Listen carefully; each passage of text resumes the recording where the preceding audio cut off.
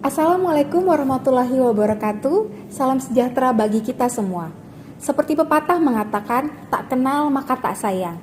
Izinkan saya memperkenalkan diri saya yang merupakan lulusan ilmu biomedik dan menjadi salah satu seorang dosen di Prodi Pendidikan Dokter Fakultas Kedokteran Universitas Palangkaraya.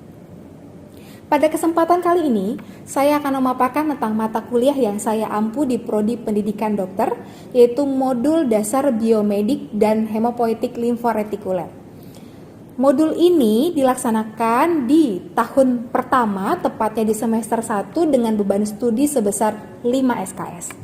Pada modul ilmu dasar biomedis ini, diperlukan oleh mahasiswa sebagai bekal untuk memahami proses selanjutnya dengan menggunakan asas-asas dan pengetahuan dasar ilmu pengetahuan alam seperti biologi, kimia, dan fisika untuk menjelaskan fenomena hidup pada tingkat molekul, sel, organ, dan organisme utuh. Salah satu kewajiban Tridharma perguruan tinggi adalah mengajar. Melalui bidang pengajaran pada modul ini, saya menetapkan sistem pembelajaran yang mengacu pada DIA, yaitu Delivery, Interaction, dan Assessment.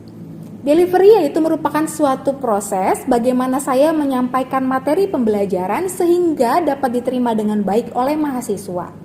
Materi ini yang disajikan mengacu pada capaian pembelajaran lulusan dari modul ini. Dari CPL menurunkan 2 CPMK, kemudian dari CPMK menurunkan 40 sub CPMK yang dipelajari melalui pertemuan tatap muka, termasuk juga di dalamnya ada ujian sumatif dan ujian praktikum. Semuanya dengan durasi total 6 minggu. Capaian pembelajaran lulusan pada modul ini terdiri dari 4 aspek. Yang pertama adalah sikap. Terdiri dari bertakwa kepada Tuhan Yang Maha Esa dan bersikap berketuhanan dalam menjalankan praktik kedokteran, menjunjung tinggi nilai kemanusiaan, moral luhur, etika, disiplin, taat hukum, dan sosial budaya dalam menjalankan tugas. Yang ketiga, bersikap dan berprinsip etika kedokteran serta kode etik kedokteran Indonesia. Yang keempat, memiliki kesadaran untuk bersikap dan berupaya maksimal dalam pekerjaannya secara mandiri. Yang kelima, menghargai perbedaan pandangan berdasarkan agama, etnis, gender, usia, sosial budaya maupun temuan orisinal orang lain. Yang keenam, mampu bekerja sama dalam tim pelayanan kesehatan dan memiliki kepekaan sosial serta kepedulian terhadap masyarakat dan lingkungan. Aspek kedua yaitu pengetahuan. Mahasiswa harus menguasai pengetahuan tentang fungsi normal secara molekuler dan seluler. Aspek yang ketiga yaitu keterampilan umum. Ada 4. Yang pertama, mampu dan memahami prinsip-prinsip kesehatan dan nilai humaniora dalam menjalankan profesi kedokteran. Kedua, mampu dan memahami prinsip komunikasi efektif baik terhadap teman sejawat ataupun masyarakat. Yang ketiga, mampu mengembangkan kemampuan berpikir kritis, belajar mandiri dan belajar sepanjang hayat. Yang keempat, mampu menjelaskan secara holistik dan sistematik tentang suatu fungsi normal dan proses penyakit pada sistem tubuh manusia. Dan aspek yang terakhir atau yang keempat itu adalah keterampilan khusus, yaitu mampu menjelaskan bioetika dasar dan hukum kedokteran serta mampu dan terampil dalam menyelesaikan masalah kesehatan mulai dari individu, keluarga, dan juga masyarakat.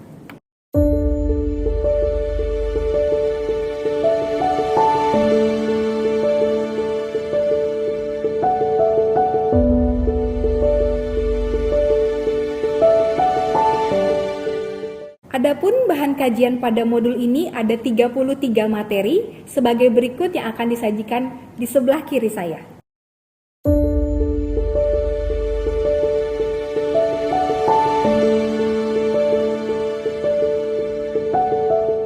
Baik, kemudian untuk mendukung kegiatan pengajaran di kelas saya menggunakan berbagai literatur yang dapat Anda lihat di sebelah saya.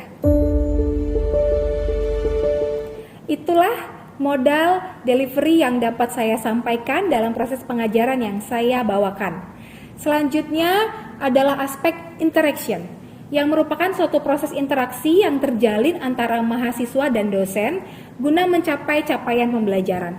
Adapun sistem interaction yang saya lakukan di kelas dengan sistem pembelajaran berbasis mahasiswa atau PBM, yaitu menempatkan mahasiswa sebagai subjek pembelajaran sehingga peserta didik belajar lebih aktif, kreatif, mandiri, dan inovatif. Sistem pembelajaran berbasis mahasiswa ini terdiri dari 3, yaitu yang pertama pembelajaran interaktif, yaitu dosen memaparkan materi di dalam kelas dan menyisipkan pertanyaan kepada mahasiswa, serta meminta pendapat mahasiswa. Kemudian yang kedua adalah diskusi kelompok problem case learning.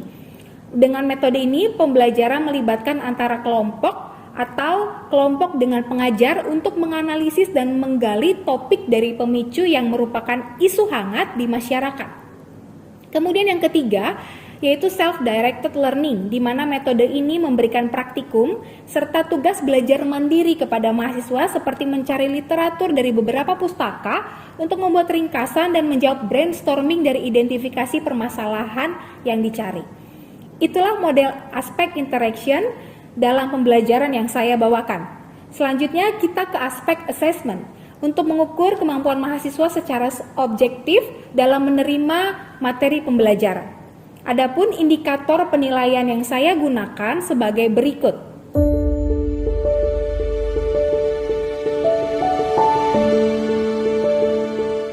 Hasil asesmen yang saya lakukan dengan harapan mahasiswa mengetahui proses penilaian yang saya lakukan secara transparan dan juga objektif. Itulah aspek DIA dalam mata kuliah modul ini. Selanjutnya saya akan menampilkan proses pembelajaran yang saya lakukan di kelas dengan micro teaching. Assalamualaikum warahmatullahi wabarakatuh. Selamat pagi semuanya. Pagi, Bu. Ini mahasiswa angkatan 2023. Ya, Bu. Oke, apakah masuk semua? Masuk, Bu. Kita masih di modul awal semester, yaitu modul dasar geometrik dan hemopoietik inforetikuler. Sekarang materinya adalah yang ada di depan, di presentasi di depan, kromosom dan kelainannya. Ada yang bisa menjelaskan materi sebelumnya yang minggu lalu itu tentang apa? Ya, silakan. Perkenalkan, nama saya Amir Firyamunah. Jadi untuk minggu kemarin itu materinya terkait dengan DNA, RNA dan juga sintesis protein. Untuk DNA sendiri itu merupakan rantai ganda yang panjang yang berfungsi sebagai dalam penurunan sifat genetik dan juga sintesis protein. Dimana itu nanti melalui sebuah proses yang dinamakan dengan transkripsi mRNA. Kemudian yang selanjutnya adalah RNA. Jadi RNA itu merupakan rantai tunggal yang pendek, yang mana dia itu berkaitan erat dengan sintesis protein yang dinamakan dengan proses translasi untuk menghasilkan asam amino. Mungkin sekian dari saya, Ibu. Terima kasih. Kira-kira ada yang mau menambahkan lagi? Oke, baik, silakan. Izin menambahkan, perkenalkan, nama saya Nida Halisa. Saya ingin menambahkan untuk protein sendiri terbentuk dari gabungan asam amino yang mengalami konformasi bentuk ditambah dengan adanya ikatan-ikatan tertentu dengan struktur protein lain, sehingga membentuk gambaran tiga dimensi yang memiliki fungsi biologis masing-masing. Terima kasih. Baik, berarti minggu lalu kita belajarnya adalah DNA, RNA, dan juga protein. Oke, saya harap semuanya masih ingat ya. Oke, karena itu adalah landasan dasar sebelum kita menuju ke materi yang sekarang. Jadi jangan dilupakan materi minggu lalu. Oke, baik. Sekarang, ya, tujuan pembelajaran kita hari ini adalah agar kalian, ya, atau mahasiswa mampu memahami dan menjelaskan pengetahuan berkaitan kromosom dan kelainan kromosom. Ya, yang akan kita bahas pada hari ini. Ya, tadi saya sudah menjelaskan tujuannya. Sekarang ada gambar di depan. Ada yang bisa menjelaskan apa maksud dari gambar yang ada di depan? Ya, baik, silakan. Perkenalkan, nama saya Anissa Taskia Alexandra. Izin, Bu. Jadi ini adalah struktur kromosom. Jadi kromosom itu dibentuk dari DNA yang berikatan dengan beberapa protein histon. Dari ikatan ini dihasilkan kromosom yang memiliki ukuran panjang sekitar 10 mm. Kemudian kromosom ini akan membentuk lilitan-lilitan yang sangat banyak dan menjadi penyusun dari kromatin atau lengan kromosom. Ini yang dapat saya sampaikan. Terima kasih. Baik, kita berikan aplaus dulu untuk Anissa. Terima kasih. Anissa tadi sudah menjelaskan dengan baik gambar ini. Anissa sudah belajar sebelumnya berarti ya. Oke. Betul, ini adalah gambar dari DNA. Ya, DNA yang kita bahas kemarin. Masih ingat kan, DNA itu adalah double stranded atau dia rantai ganda yang berfungsi dalam penurunan sifat karena dia mengandung gen. Jadi ada informasi-informasi genetik di situ yang akan diwariskan kepada keturunan selanjutnya, ya. Nah, DNA ini dia diikat atau dilindungi namanya protein histon. Nah, DNA dan protein itu ya dililit jadi satu yang kita sebut dengan nukleoplasma. Ya, namanya satu kumparan ini. Nah, lilitan itu bergelung ya menjadi banyak kumparan-kumparan ya, lilitan-lilitan ya, ikatan dalam kumparan benang. Nah, itu disebut sebagai kromosom. Ya, ini yang ada di kumparan-kumparan benang kromosom ini ya, itu yang bisa kita lihat untuk pembelajaran hari ini. Biasanya itu jelasnya kalau di mikroskop dilihatnya pada tahap metafase. Ya, jadi fase-fase kromosom kemarin sudah dibahas ya di materi 2 minggu lalu. Itu ada tahap pembelahan, fase pembelahan ya, di mitosis, meiosis, itu ada fase-fasenya. Nah, fase-fase itu salah satunya ada metafase. Nah, di tahap metafase itu kelihatan jelas bentuk kromosomnya, biasanya seperti ini ya bentuknya. Tapi kalau di tahap profase, anafase itu kita agak sulit melihatnya karena mikroskopik, jadi agak sulit melihatnya. Kalau dalam bentuk benang-benang tebal ya, kumparan yang tebal, itu kita bisa lihat, makanya kita sebut sebagai kromosom di tahap metafase. Oke, sampai sini paham ya penjelasan untuk gambar ini? Paham. Oke. Kromosom itu berdasarkan dari bahasa Yunani ya, itu ada terbagi menjadi kromo dan soma ya, asal katanya. Jadi kromo itu adalah warna, soma itu adalah badan. Nah, kromatin itu tadi sudah dibahas ya, terdiri dari DNA dan protein. Proteinnya adalah histon ya. Tadi kromosom terdiri dari kromatin ya, ada tangan kromosom. Nah, ini tangannya ada yang short, pendek ya, ada yang panjang. Ini namanya tangan. Oke. Nah, kemudian ada sentromer. Sentromer itu ini pusatnya ya. Kemudian ada kromomer. Dan di dalamnya ada DNA. Oke. Ya, ini adalah struktur dari kromosom. Oke. Kemudian ya, ini bentuk kromosom. Bentuk kromosom ada 4 ya. Ada 4 berdasarkan letak sentromernya atau pusatnya ya. Itu dia yang pertama ada metasentrik, gambar yang A. Ya, gambar yang A itu ada metasentrik. Kemudian yang B itu ada submetasentrik. Jadi dia lihat dari bentuk gambarnya ya. Nanti kalau misalkan saya keluarkan di ujian, bentuknya ini kalian harus tahu dan bisa mengidentifikasi ya, berdasarkan dari sentromernya. Kemudian ada acrosentrik dan yang terakhir ada telosentrik, di mana sentromernya itu terletak di ujung daripada lengan dari kromosom. Kemudian tipe kromosom sendiri terbagi menjadi 2, ada autosom, ada genosom atau gonosom ya. Kalau autosom ini adalah kromosom tubuh. Oke. Kalau untuk kromosom gonosom itu adalah kromosom seks. Ya, yang biasa kita sebut XX atau XY. Kalau pria itu XY, kalau perempuan adalah XX. Oke. Nah, manusia kita semua itu memiliki 46 kromosom ya. 46 kromosom yang biasanya disebut 22 pasang autosom atau kromosom tubuh dan 1 pasang kromosom seks atau gonosom. Secara internasionalnya itu disebutnya 22 AA bahasa simpelnya, dan XY atau XX. Kalau dia perempuan berarti dia 22 AA, XX. Artinya dia punya 1 pasang kromosom seksnya yaitu XX dan 22 autosom pasang. Ya. Kalau laki-laki berarti dia 22 AA, XY. Artinya 22 pasang autosom dan juga 1 pasang gonosom yang isinya adalah XY. Berapa jumlahnya? Berarti 46.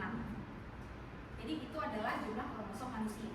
Oke, nah ini adalah bentuk kariogram ya. Jadi kalau misalkan kita mau belajar kromosom ya, itu ada namanya kariologi.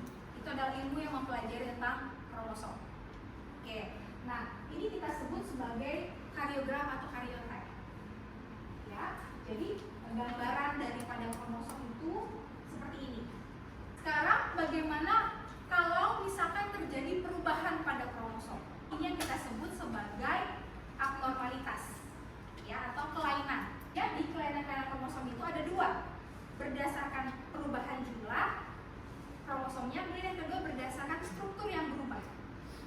Saya akan bahas satu kasus tentang monosomi ini untuk menggali ya, supaya kalian mengerti dulu awal bahwa ada loh yang tadi karena jumlah kromosomnya itu ada perubahan sehingga mengakibatkan kelainan. Karena pada kromosomi yaitu sindrom Turner tadi. Nah, Turner ini dia kromosomnya 45. Tadi normalnya adalah 46, betul. Nah, karena dia jumlahnya kurang satu, berarti jadi 45 ya, 45 kromosom. Nah, 45 kromosom. Ini penyebabnya apa? Penyebabnya adalah salah satunya karena non-disjunction. Ya, jadi gagal berpisah atau gagal memisah pada saat pembentukan gamet di sel telur. Ya, ini terjadi pada wanita biasanya. Ya, jadi harusnya kan ada pada saat pembentukan gamet yang meiosis itu harusnya berpisah sel telur. Kalau tidak berpisah atau gagal berpisah itu jadinya ini kekurangan XO. Kalau normalnya adalah dia memiliki XX-nya di luar, X-nya di luar. Kalau dia karena tadi gagal berpisah, jadinya tidak bersatu dengan yang seharusnya, jadinya kosong. Makanya disebut XO. Oh, itu maksudnya kosong ya. Jadi apa yang tampak pada orang tersebut fenotipnya perempuan. Karena kan X. Ya, tetap fenotipnya perempuan, tapi tanda-tanda kelamin sekundernya tidak berkembang. Ya, payudaranya tidak tumbuh, terus kemudian juga kekurangan hormon steroidnya ya, seperti estrogen, progesteron, hormon kewanitaannya kurang. Kemudian juga dia pasti steril. Artinya tidak mampu memiliki keturunan, gitu ya.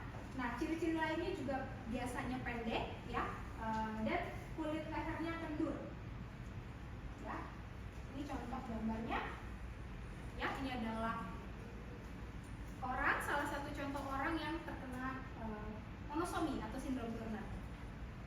Nah, ini ya, harusnya X-nya ada dua di genosomnya atau di kromosom kelamin, ya, tapi dia hanya satu, jadi 0. Nah, kalian ketika jadi ahli genetika, dokter genetika nanti ya, itu membuat karyotype seperti ini harus bisa atau terbiasa. Ya, karena nanti banyak pasien yang datang misalkan ingin mengecek, biasanya pada anak bayi ya, balita, untuk mengecek apakah ada kelainan atau tidak gitu. Nah, ataupun bahkan pada saat ibunya hamil itu bisa dicek juga. Ya, kemungkinan anaknya akan mengalami abnormalitas atau kelainan-kelainan. Ya, itu bisa dicek, diambil dari darah, ya, kemudian dicek kromosomnya. Nanti kalian bisa susun karyotype itu, ya, sehingga nanti didapatkan apakah pasien tersebut normal atau mengalami kelainan. Yang jelas kalian harus tahu dulu kalau normal itu harus memiliki 22 pasang ya, 22 pasang autosom dan 1 pasang gonosom atau kromosom seks. Kalau kurang berarti dia kelainan. Kalau lebih berarti kita sebut trisomi tadi. Ya, biasanya kalau lebih itu dia di contoh kelebihan di kromosom 21 kelebihan. Ya, misalkan ada kelebihan, kalian menemukan kelebihan, berarti dia akan menjadi apa? Trisomi. Namanya apa? Sindrom Down. Ya, nanti ada ciri-cirinya lebih jelas, kalian pelajari. Oke. Baik. Ini adalah salah satu contoh ya. Nah, sekarang sebelum saya minta kalian untuk duduk berkelompok dan berdiskusi kelompok membahas pemicu ya, pemicu yang kedua ya tentang kromosom dan kelainan ini, ada sudah di buku panduan mahasiswa sudah ada ya. Ya, kalian bisa buka di situ, bisa baca, nanti duduk berkelompok mendiskusikan kata kuncinya, kemudian mendiskusikan identifikasi masalah ya, dan problem tree-nya. Juga terakhir bisa menjawab brainstorming ya dari identifikasi masalah yang sudah kalian rumuskan. sebelum kalian duduk berkelompok, sekarang saya akan membuka sesi pertanyaan apabila ada yang bertanya tentang penjelasan materi yang sudah saya sebutkan tadi. Silakan. Baik Bu, perkenalkan saya Rosya, ingin bertanya Bu. Jadi saya memiliki keluarga sepupu jauh gitu Bu. Ada yang retardasi mental syndrome Down. Nah itu apakah termasuk dalam kelainan kromosom dan apakah itu masuk dalam kelainan kromosom autosom atau gonosom? Mungkin itu saja. Baik. Terima kasih pertanyaannya. Ada yang mau mencoba untuk menjawab pertanyaan dari temannya tadi? Silakan. Ya, kalian. Terima kasih Ibu, izin menjawab. Kalau setahu saya sendiri untuk sindrom Down itu merupakan kelainan pada kromosom autosom nomor 21. Mungkin itu saja. Terima kasih. Oke, yang lain setuju? Bagaimana? Setuju. Tadi sudah saya jelaskan juga ya bahwa sindrom Down itu masuk ke dalam kromosom autosom, kelainan pada kromosom autosom nomor 21. Ya. Terus penyebabnya apa saja? Salah satunya adalah tadi ya, karena gagal berpisah pada saat menentukan gamet di ibu, biasanya di sel telur, sehingga terjadilah kelebihan ya pada kromosomnya. Baik, ada lagi yang ingin bertanya? Cukup ya, oke, berarti saya anggap sudah jelas ya paparan saya, karena tidak ada yang bertanya berarti sudah paham. Baik, sekarang saya minta kalian untuk duduk berkelompok dengan kelompok yang sudah dibagi sebelumnya, ada 5 kelompok ya. Silakan duduk berkelompok dan bahas pemicunya. Nanti setelah itu kalian akan saya tunjuk satu kelompok untuk presentasi ke depan, mempresentasikan hasil diskusinya. Bagaimana ini kelompok 5 ya? Iya. Kelompok 5 sudah menemukan berapa saja identifikasi masalah? Ada berapa? Ada 5 Bu. Oke, bagus sekali ya, sudah bisa dapat 5 pertanyaan atau identifikasi masalah. Bagaimana brainstormingnya sudah? Untuk 5 identifikasi masalah tadi sudah ya?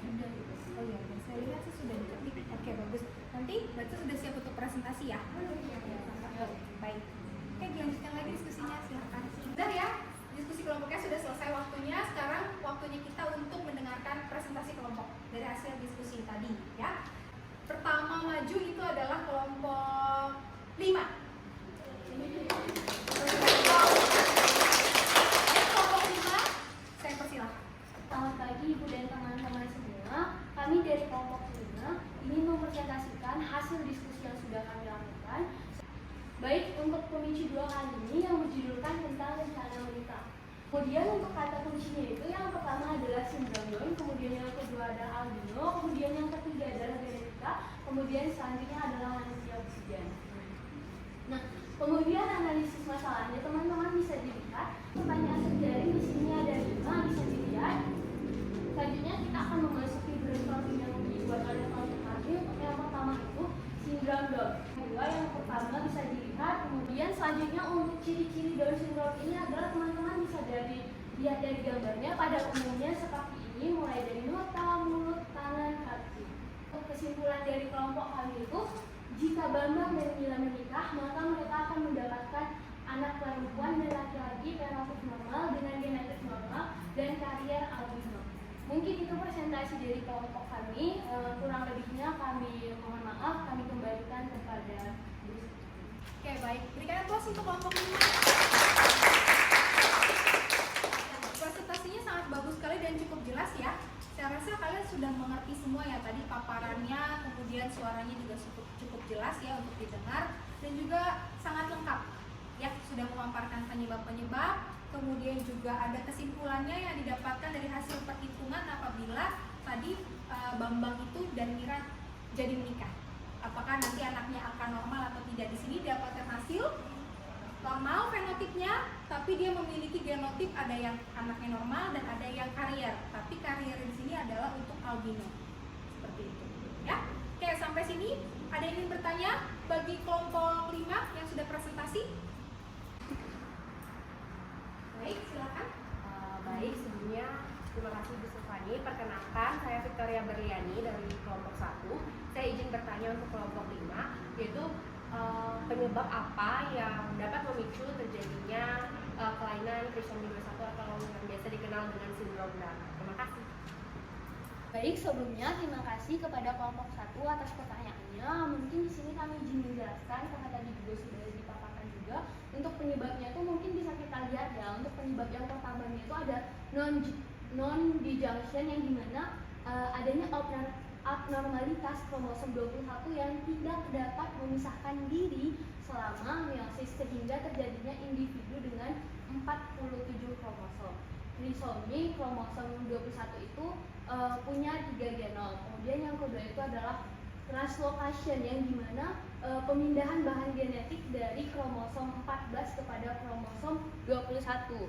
Kemudian yang ketiga itu adalah pada wanita itu biasanya itu penyebabnya juga bisa terjadi dikarenakan mengandung pada usia 35 ke atas. Mungkin itu saja yang bisa kami jawab.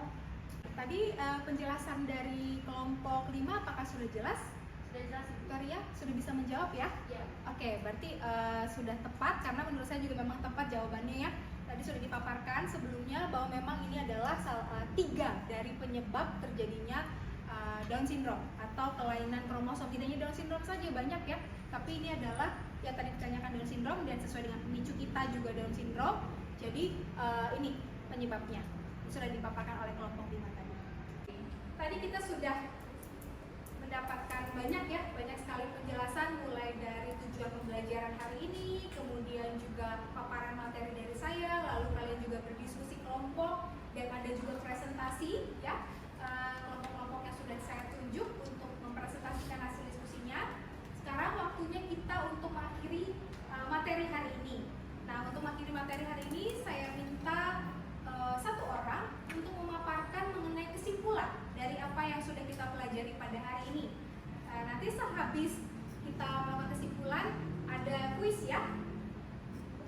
Oke, seperti biasa ada kuis untuk mengetahui sejauh mana pemahaman kalian.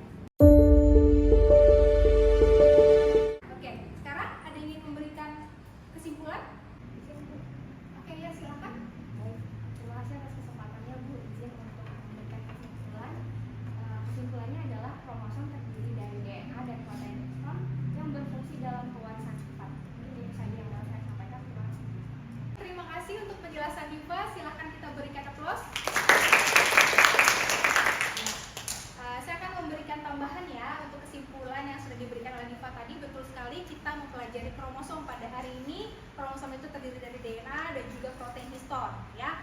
Nah, berkaitan dengan fungsinya yaitu pewarisan sifat.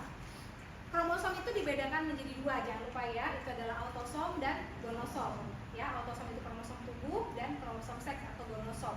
Nah, abnormalitas atau kelainan pada kromosom itu diklasifikasikan menjadi 2. Tadi ya, ada yang penyebabnya berdasarkan perubahan pada jumlah kromosomnya dan ada yang berdasarkan perubahan pada struktur kromosomnya. Oke, itu saja kesimpulan untuk hari ini. Saya harap kalian juga sudah memahami ya, betul-betul memahami materi hari ini. Baik, saya tutup. Assalamualaikum warahmatullahi wabarakatuh. Selamat siang dan selamat beraktivitas kembali.